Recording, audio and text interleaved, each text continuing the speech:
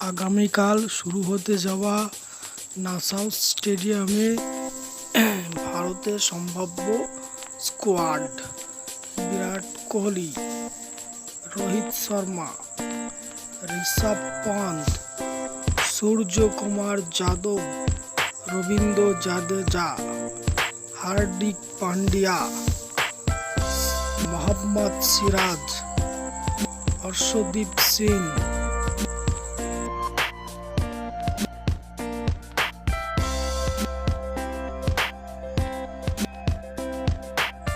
আমেরিকার সম্ভাব্য squad: Monank Patel, Saurabh, Aaron Johnson, Ali Khan, Steven Taylor, Jasdeep Singh, Usman Rafiq, Nisarg